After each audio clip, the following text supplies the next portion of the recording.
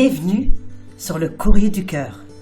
Je suis Tina Carr, votre hôte, votre coach et confidente. Le Courrier du Cœur, c'est votre podcast pour mieux comprendre les relations interpersonnelles, les dynamiques amoureuses et les rapports entre hommes et femmes. Je parle ici de tout, sans tabou. C'est parti.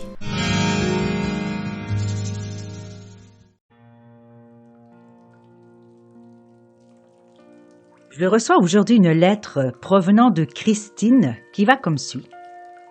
Bonsoir Tina. Voilà, j'ai rencontré 2 hommes à 2 jours d'intervalle. Les 2 m'ont plu, mais comme le premier a été plus entreprenant, j'ai fini par sortir avec lui sans le dire au deuxième. Hier, par contre, je suis sortie avec le deuxième et nous nous sommes embrassés.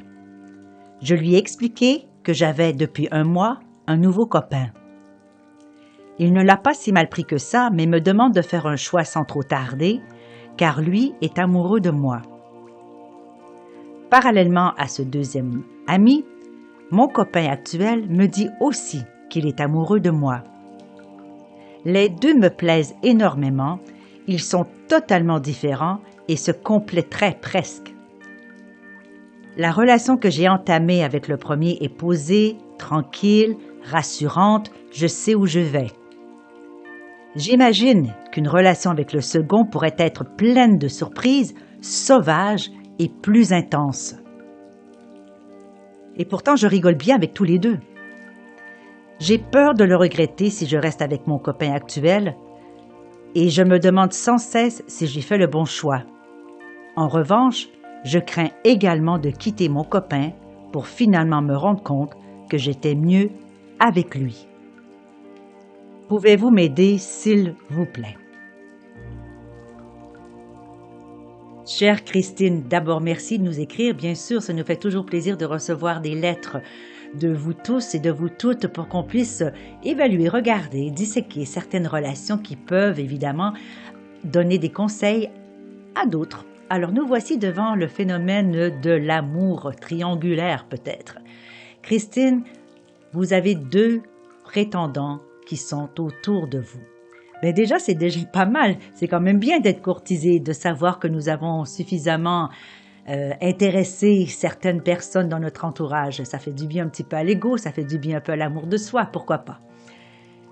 Vous vous êtes engagé, si je comprends bien, avec le premier et vous semblez avoir une relation plutôt prévisible, plutôt calme, sereine, comme vous semblez le dire.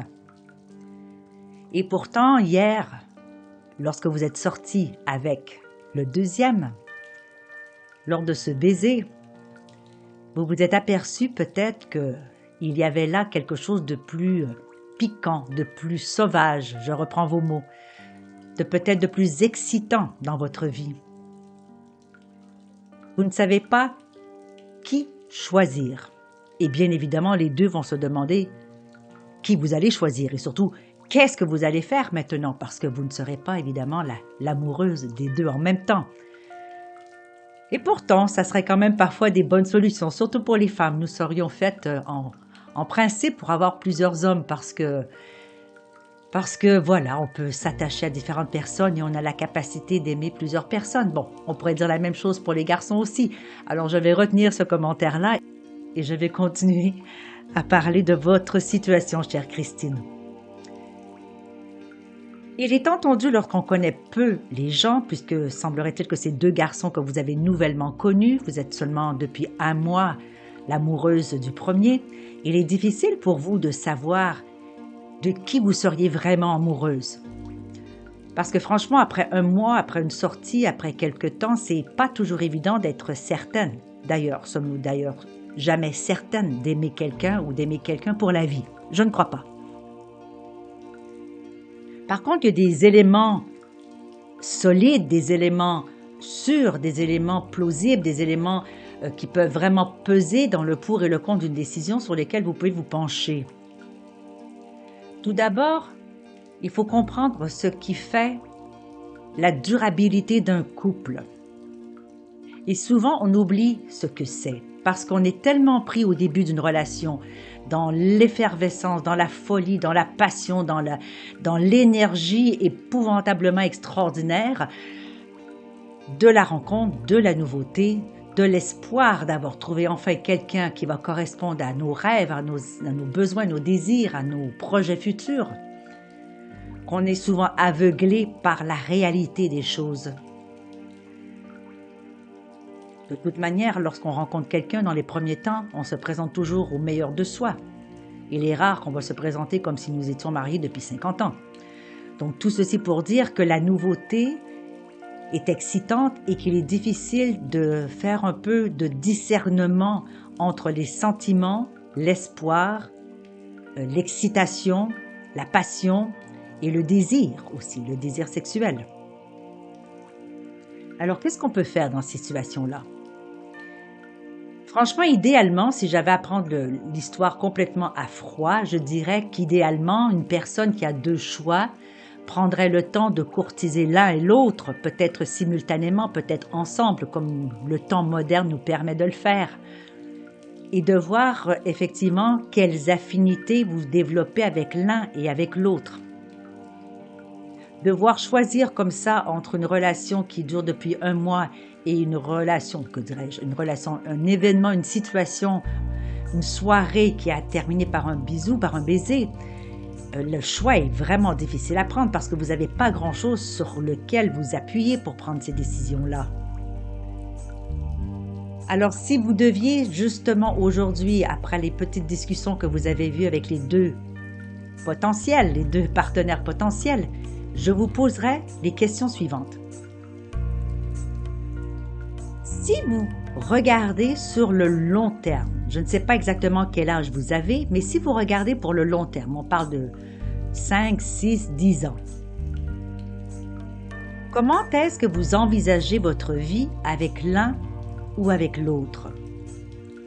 Si vous écoutez votre cœur, votre intuition, si vous regardez non seulement ce que la personne peut vous apporter, parce que ça, c'est pas garanti qu'elle va le faire, mais si vous regardez la situation avec l'un et l'autre des personnages, demandez-vous qu'est-ce que vous pourriez apporter à l'un et à l'autre pour bonifier ce qu'ils sont actuellement.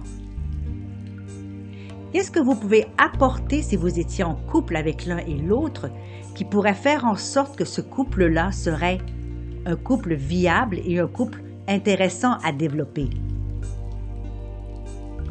Parce que souvent, on fait l'erreur lorsqu'on veut être en couple, quand on rencontre quelqu'un, on se pose plutôt la question de qu'est-ce que cette personne-là peut m'apporter? Quel genre de vie est-ce que cette personne-là me permettrait d'avoir? Dans quel milieu socio-économique, culturel est-ce que cette personne existe et dans lequel je peux me projeter? Même au niveau finance, au niveau le style de vie, au niveau habitude, au niveau activité, au niveau intérêt culturel, au niveau intérêt sportif, au niveau intérêt familial, etc., etc. Si on ne sait pas du tout ce que pense l'autre, quels sont ses objectifs, quelles sont ses croyances, quelles sont ses valeurs par rapport au couple, par rapport à la relation, par rapport à la vie, par rapport au futur, aux rêves, par rapport au travail, à l'argent, à l'éducation des enfants, etc., etc., comment est-ce qu'il est possible de faire un choix sensé? Parce qu'écouter son cœur au début d'une relation, c'est écouter finalement le diable. C'est écouter le diable ou c'est écouter les anges cornus parce que ce n'est pas la réalité. On est complètement aveuglé par le fantasme d'une personne idéalisée. On est aveuglé par le fantasme d'une personne qu'on aimerait voir telle qu'on l'a imaginée. Et puis on est surtout complètement aveuglé par l'effervescence de dopamine, d'ocytocine et de vasporine qui s'installent dans notre corps quand on a l'excitation de la passion amoureuse qu'apporte le début d'une rencontre. Alors à ce stade-ci, ma chère Christine, je vous dirais, Pourquoi ne pas simplement être honnête avec les deux garçons et de dire, voilà, je ne suis pas prête à m'engager sérieusement avec l'un et l'autre, ou l'un ou l'autre, et j'aimerais explorer. Par contre, il est bien entendu que si vous vous permettez d'explorer, il serait tout à fait naturel que les garçons exigent la même chose de votre côté, c'est-à-dire qu'ils puissent eux aussi explorer. Parce que là, on parle de réciprocité. On ne peut pas exiger la, entre guillemets, monogamie à quelqu'un si on ne peut pas l'offrir de son côté.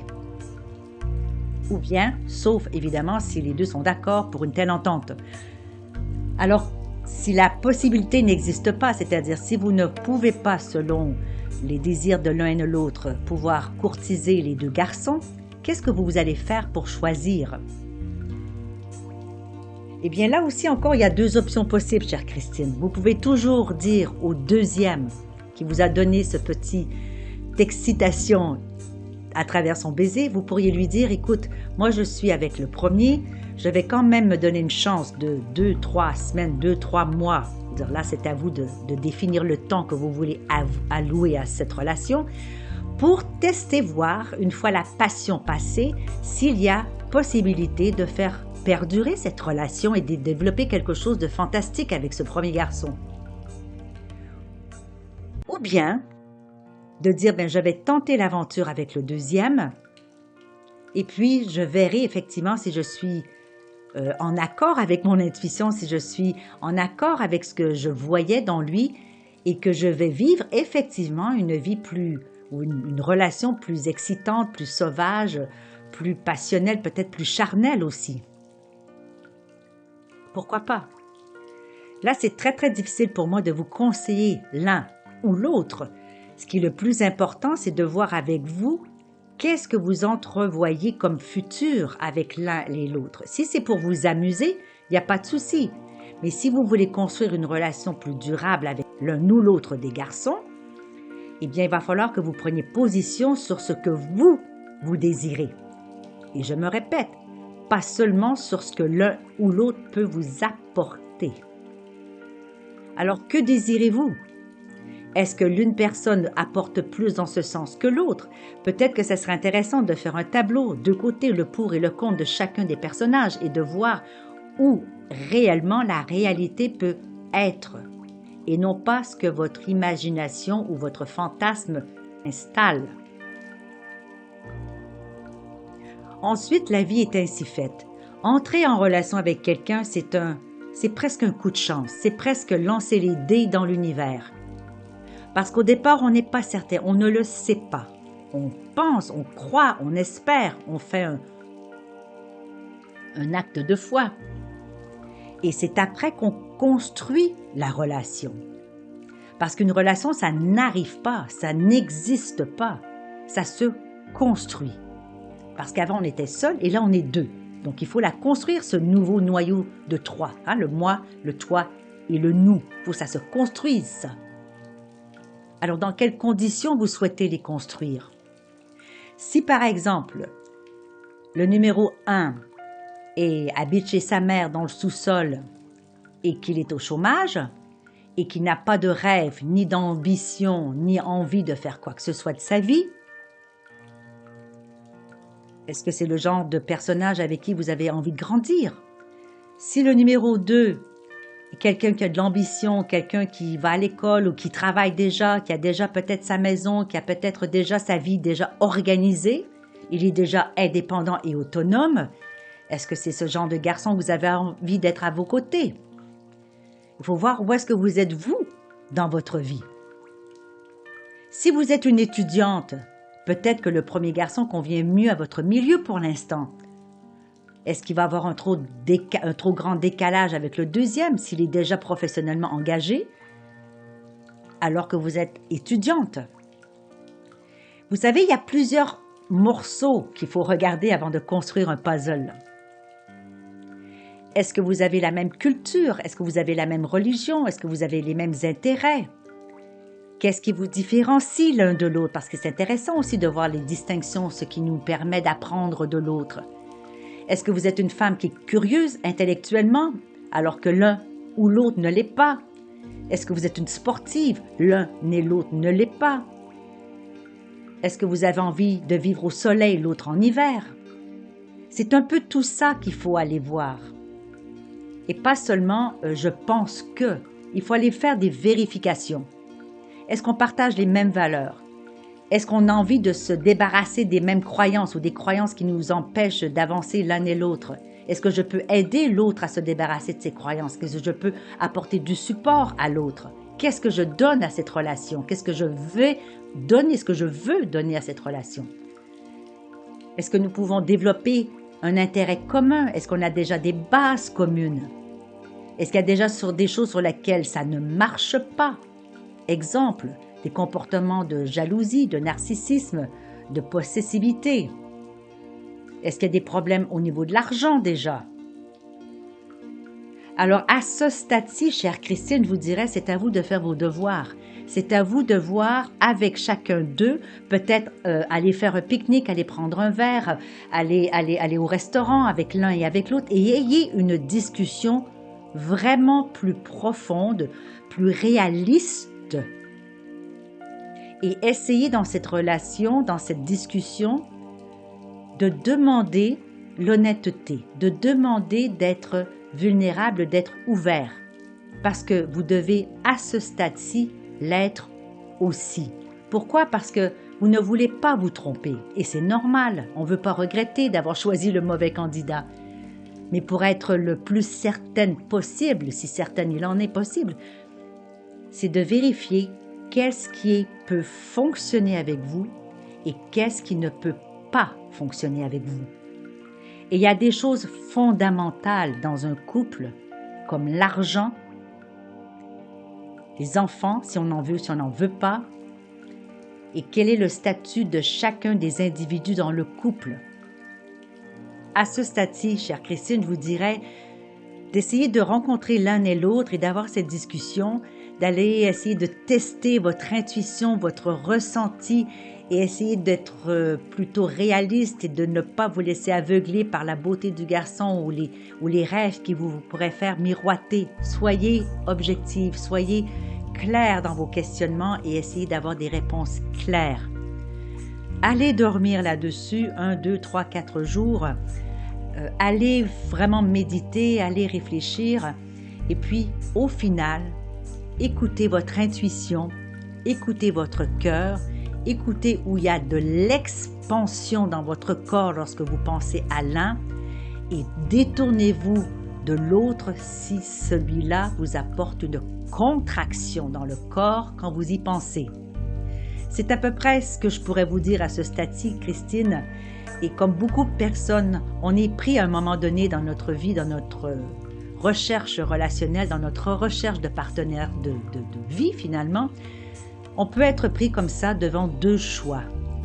Ce n'est pas facile du tout, mais dans tous les cas, ce qui va faire en sorte qu'une relation va fonctionner, c'est l'énergie que vous allez y mettre, la volonté que vous allez y mettre, le temps et la gentillesse que vous y allez installer dans cette relation.